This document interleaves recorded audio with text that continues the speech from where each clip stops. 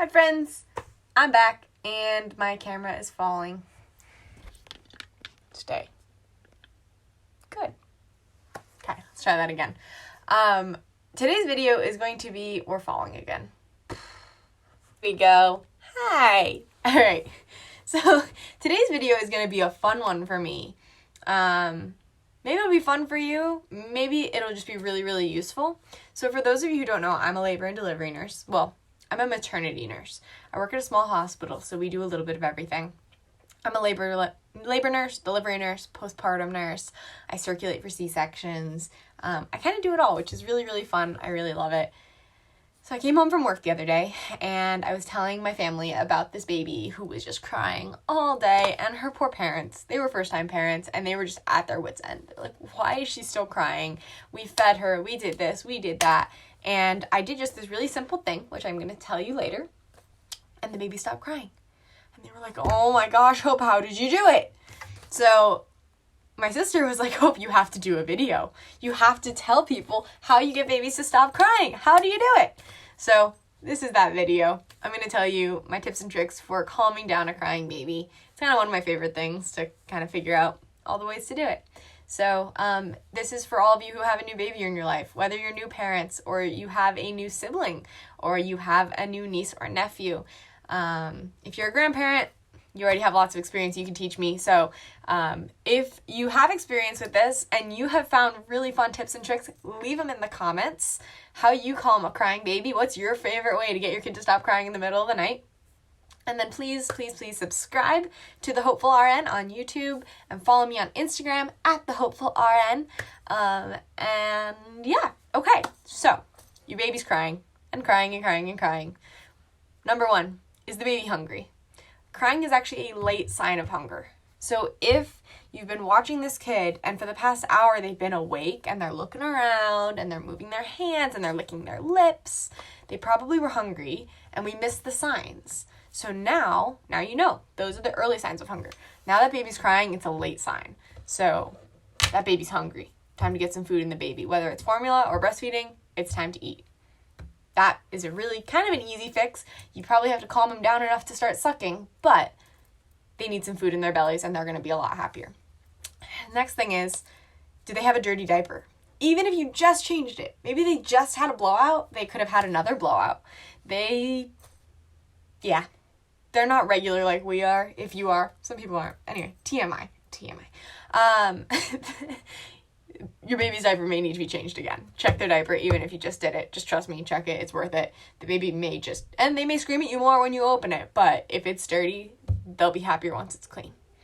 Now, the next thing is burping the baby. So everyone knows you have to burp your baby. You know, if they're getting a lot of milk, you got to burp them.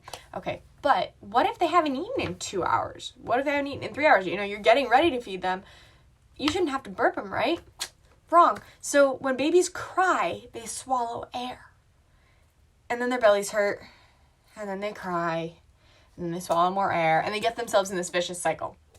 So you may have to burp them before you can feed them. Or before you can do anything. They may not calm down until they've been burped. Because they have all this air in their belly. And they're uncomfortable. And so they're screaming. I walked into a room once for a patient and the baby was crying and I came in and I was like, oh, well, let me check his diaper. Baby's diaper was fine. I was like, when did he last eat? She was like, he just ate. I'm like, okay. So I was like, do you mind if I just burp him really quick? And she was like, yeah, go ahead. So I picked him up and I started burping him. And all at once, this little nugget let out the biggest little belch. And it was like mid-cry. He burped and he just tucked his head in and went to sleep. And I put him down in his crib, and he stayed asleep. It was the best thing. It was awesome. Burp your baby, even if you don't think it's necessary. It could be what's going on. Now, here are some other kind of fun ones. Skin to skin. Your baby, mom, if mom is who's watching this right now, your baby has been with you directly for 9 months, and now your new baby is out in the world and there's a lot more space and there's a lot more noise and they may just need to be with you. Their skin on your skin, listening to your heartbeat, feeling you breathe, hearing your voice. Try some skin to skin. It may work really, really well. That baby may calm right down and go to sleep. Here's like my favorite one. the water faucet. This is the one I did the other day, and my sister said you have to make a video. So if your baby is crying and crying and crying and nothing's working, take that baby, hold them, rock them, walk over to the sink, and just turn on the water. Just stand there and rock your baby next to a running faucet. It sounds like inside of mom. So mom has an umbilical cord that goes to the baby, and it makes a whooshing noise. There's a whoosh that's always there with the baby as the blood flow comes to the baby and leaves the baby and nutrients, and there's a lot of noise in mom's uterus. There's a lot of noise. So the water faucet plus rocking, babies feel like they're back in mom. They can be scared of the world. It's a big world out here, and they're not used to it. So just rock them and stand next to running water. That whooshing sound, they're going to think they're back inside mom. They may go right to sleep. Swaddle. This is a controversial one. Some people say never swaddle your baby. What if you couldn't reach your hands all night? Okay, I'm not saying to swaddle your 6-month-old. I'm not saying to swaddle even your 3-week-old. But we're talking about like your 3-day-old, your 5-day-old. Your baby was, your belly could only grow so big, and your baby grew big. So your baby was cramped in there. They couldn't move. All of a sudden, now their arms are flailing and they can't control it, and it's crazy. Try swaddling them up. Have their arms tucked in. I like to swaddle babies so they can reach their hands because they like to suck on their hands. That's okay with me. I'm fine with that. Maybe some babies like that, some babies don't. You know your baby. Swaddle them. Let them feel nice and tight and secure. Okay? Again, I'm not saying to do this if your baby doesn't like it, if your baby's not used to it, or when your baby's older. I'm talking about like when they're a fresh baby and they're used to being tight in your belly. They need that security. Okay? Walk with them. Again, that rocking motion. They were used to like constant movement. When mom was walking, they were moving. Right? So they like that walking movement, that rocking, that movement. Talk to them, sing to them, let them hear your voice. Mom, dad too, they know your voice. That baby knows your voice even before they know your face, because they've heard you for the past 9 months, right? I couldn't tell you exactly the week that the baby can start hearing, but it is definitely before they deliver. So that baby is used to your voice. Let them hear you. Let them know you're there and that they're safe. If you don't have any noise in the room, maybe try turning on a little music, right? Sometimes that baby just needs that little bit of noise. All of a sudden it's really quiet. Again, they were used to noise in the womb. So try turning on some music. And then the other option would be dim the lights, turn off the music, right? They may be a little overstimulated. If there's music on and the baby's screaming and all this stuff is going on, just turn everything off. Give them a minute and see if that calms them down. Okay, babies can be understimulated or overstimulated.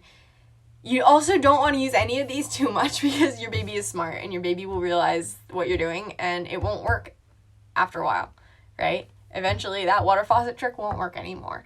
Eventually that turning on the music, right? If the music has been on all day, it's not going to help anymore. It's time to turn it off for it to help, right? So listen to your baby, get to know your baby. You're doing a great job.